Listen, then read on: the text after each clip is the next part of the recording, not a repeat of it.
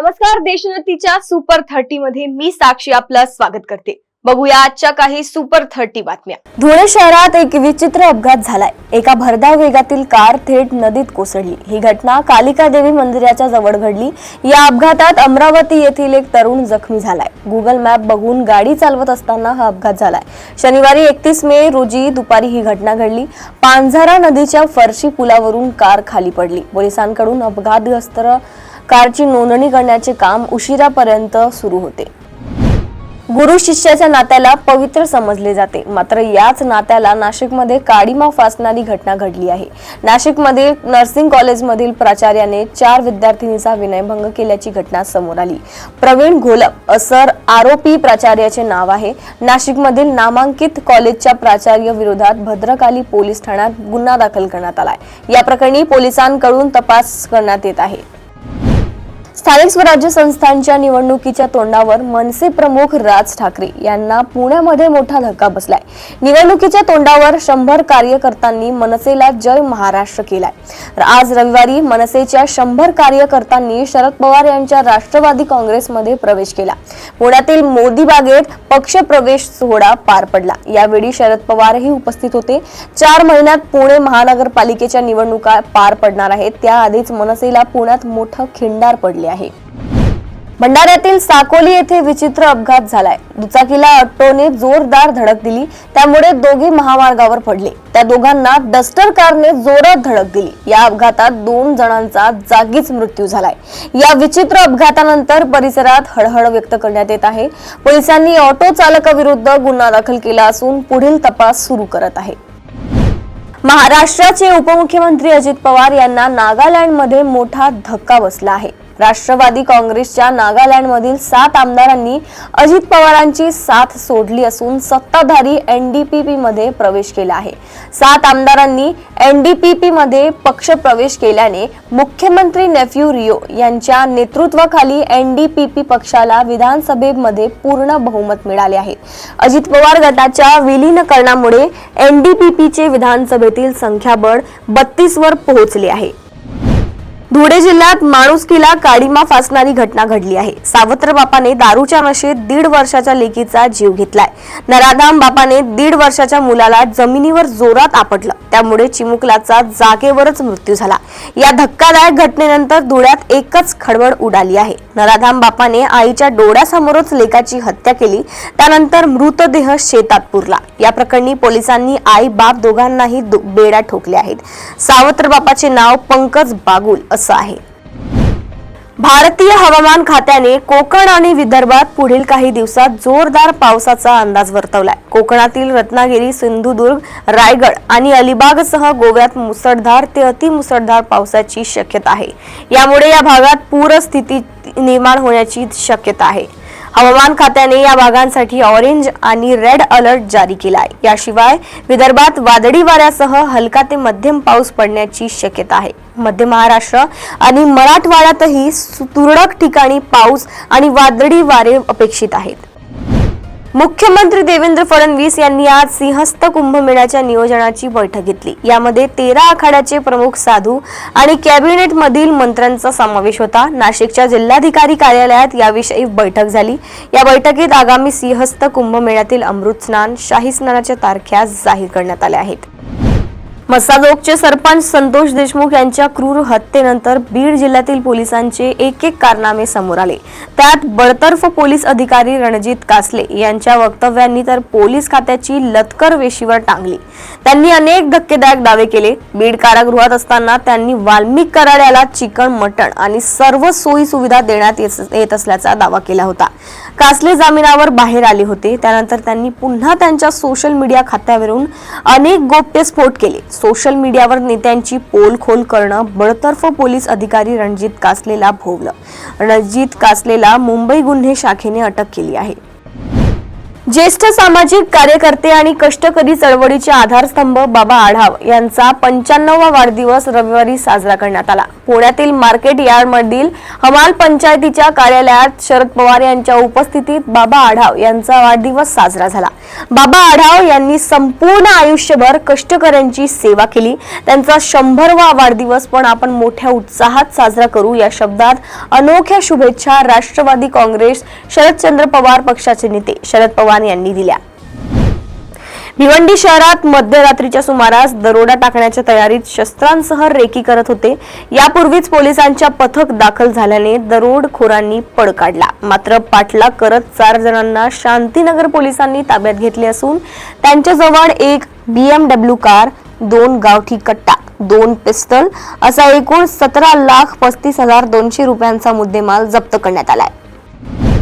मोबाईलमुळे मोठा बदल घडून आलेला आहे. आज पत्रकारितेतील कृत्रिम बुद्धिमत्तेचा वापर फायदेशीर असल्याचे मत प्रधान सचिव तथा महासंचालक ब्रिजेश सिंग यांनी व्यक्त केले. कोकण विभागीय पत्रकारांच्या कार्यशाळेत कृत्रिम बुद्धिमत्ता, समाज माध्यम आणि जबाबदार पत्रकारिता विषयावर सिंग यांनी मार्गदर्शन केले. कृत्रिम बुद्धिमत्तेमुळे पत्रकारितेचा सीमा विस्तारल्या असल्याचे महासंचालक ब्रिजेश सिंग यांनी सांगितले. वीर सावरकर यांचे नातू सात्यकी सावरकर यांच्या मातृवंशाची माहिती मागणारी याचिका काँग्रेस नेते राहुल गांधी यांनी पुण्यातील न्यायालयात दाखल केली होती. मात्र न्यायालयात ही याचिका फेटाळून लावली आहे. मार्च 2023 मध्ये लंडन येथे एका भाषणादरम्यान राहुल गांधी यांनी हिंदुत्ववादी विचारांवर आक्षेपार्ह टिप्पणी केल्याचा आरोप करत वीर सावरकर यांचे नातू सात्यकी सावरकर यांनी राहुल गांधी यांच्या विरोधात मानहानीचा दावा दाखल केला होता. विदर्भाची प्रति पंढरपूर म्हणून ओळख असलेल्या संत श्री गजानन महाराज यांच्या पालखीचे उद्या सकाळी 7 वाजता आषाढी एकादशीच्या सोहळ्यात सहभागी होण्याकरिता पंढरपूरकडे प्रस्थान होणार आहे. हे पालखीचे 56वे वर्ष आहे. श्रींच्या पालखीचा पंढरपूर पायदळ प्रवास दिनांक 2 जून रोजी श्री क्षेत्र नागझरी येथील संत गोमाजी महाराज संस्थानमध्ये महाप्रसादानंतर सायंकाळी अकोला जिल्ह्यातील पारस येथे रात्रीच्या मुक्कामी राहील. नुकसान भरपाईसाठी केंद्राच्या धर्तीवरच राज्याचे निकष आहेत. अधिकाधिक शेतकऱ्यांना मदत मिळावी यासाठी सरकारने 3 हेक्टरवरून 2 हेक्टरचा निर्णय घेतलाय, अशी माहिती महसूल मंत्री चंद्रशेखर बावनकुळे यांनी दिली. बांगलादेशच्या माजी पंतप्रधान शेख हसीना यांच्या अडचणी वाढल्या आहेत. आंतरराष्ट्रीय गुन्हे न्यायाधिकरणात अभियोक्ता पक्षाने गेल्या जुलै महिन्यात त्यांच्या सरकार विरोधातील उठाव दरम्यान केलेली कारवाई ही मानवतेविरुद्ध गुन्हा असल्याचा ठपका ठेवलाय. अभियोक्ताने रविवारी या प्रकरणी दोषारोप पत्र दाखल केले आहे. जर शेख हसीना यांच्या सरकार विरोधात हे आरोप सिद्ध झाले तर शेख हसीना यांना फाशीची शिक्षा सुद्धा होऊ शकते. पुण्यात कायद्याचं शिक्षण घेत असलेल्या शर्मिष्ठा पनोली नावाच्या विद्यार्थिनीला शुक्रवारी रात्री कोलकाता पोलिसांनी गुरुग्राम येथून अटक केली. ऑपरेशन सिंदूर वरील पोस्टला उत्तर देताना आक्षेपार्ह टिप्पणी केल्याचा आरोप तिच्यावर करण्यात आलाय. शर्मिष्ठाने तिच्या इंस्टाग्राम अकाउंटवर एक व्हिडिओ पोस्ट केला होता. या व्हिडिओमध्ये एका विशिष्ट धर्माला लक्ष्य करून अपमानास्पद टिप्पणी केल्याचा आरोप तिच्यावर करण्यात आलाय. अटकेनंतर काही तासांतच तिला कोलकातामधल्या अलीपूर न्यायालयात हजर करण्यात आलं असता तिला 14 दिवसांची न्यायालयीन कोठडी सुनावण्यात आली आहे. भारतातील तेल कंपन्यांनी 19 किलोच्या व्यावसायिक LPG सिलेंडरच्या किमतीत 24 रुपयांची कपात केली आहे, ज्यामुळे 1 जून 2025 पासून नवीन दर 1,723.50 रुपयांवर आलाय. 1 एप्रिल रोजी 41 रुपयांची कपात करण्यात आली होती. किमतीतील बदल आंतरराष्ट्रीय कच्च्या तेलाच्या किमतीतील चढउतार आणि एकूण बाजार परिस्थितीवर आधारित आहेत. AIMIMचे प्रमुख असुद्दीन ओवेसी शनिवारी अल्जेरियातील सर्वपक्षीय शिष्टमंडळाच्या दौऱ्यावर गेले होते. तिकडे त्यांनी पाकिस्तानवर सडकून टीका केली आहे. त्यांनी पाकिस्तानातील तुरुंगात असलेला एक दहशतवादी बाप बनला असल्याची माहिती दिली. मुझफ्फरपूरहून पाटणा मेडिकल कॉलेज हॉस्पिटल येथे जाण्यास सांगितलेल्या एका अल्पवयीन बलात्कार पीडितेला शनिवारी 4 तासाहून अधिक काळ रुग्णवाहिकेतच वाट पाहावी लागली. रुग्णालयात बेड उपलब्ध नसल्याने तिला बाहेर ताटकळत ठेवण्यात आलं होतं. यामुळे जागतिक दर्जाची सुविधा पुरवणाऱ्या PMCH सारख्या रुग्णालयाच्या सुविधेवर प्रश्नचिन्ह उपस्थित केले जात आहे. दक्षिण गाझामधील रफाह येथे अमेरिकेच्या निधीतून उभारण्यात आलेल्या मदत वितरण केंद्राजवळ इस्रायली सैन्याने केलेल्या गोळीबारात किमान 30 पॅलेस्टाईनी ठार झाले आहेत आणि 115हून अधिक जण जखमी झाले आहेत. हजारो पॅलेस्टाईनी मदत केंद्राजवळ सर्व जमले होते तेव्हा ती ही घटना घडली. एका स्थानिक पॅलेस्टाईनी पत्रकाराने BBC न्यूजला सांगितले की इस्रायली टँकने गर्दीवर गोळीबार केला. पहलगाम दहशतवादी हल्ल्यानंतर भारत आणि पाकिस्तान यांच्यात तणावाचे वातावरण आहे. भारताने पाकिस्तानवर अनेक पातळ्यांवर कारवाई केली, सिंधू जल करार स्थगित केला, तसेच ऑपरेशन सिंदूर राबवून पाकिस्तानमधील दहशतवाद्यांचे 9 तळ नष्ट केले.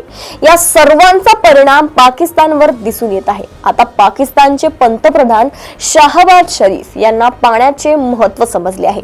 पाण्याशिवाय लाखो पाकिस्तानी मरतील असं त्यांनी संयुक्त राष्ट्र संघाच्या व्यासपीठावर म्हटले आहे. त्याला भारताने ठोस उत्तर देत आधी दहशतवाद्यांना पाठिंबा देण्याचे उद्योग बंद करण्याचे खडसावले आहे.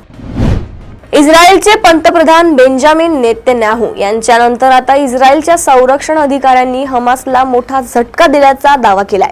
एअर स्ट्राईकमध्ये हमासचा कमांडर मोहम्मद सिन्वार मारला गेला. इस्रायलच्या अधिकाऱ्यानुसार 13 मे रोजीच्या हवाई हल्ल्यात तो मारला गेला. एका रुग्णालया खाली असलेल्या सुरुंगात करण्यात आला. येथेच सिन्वार लपल्याचा संशय होता, त्यामुळेच तिथे हा हल्ला करण्यात आला. या हल्ल्यात ठार झालेल्या सिन्वारचे अनेक फोटो समोर आले आहेत.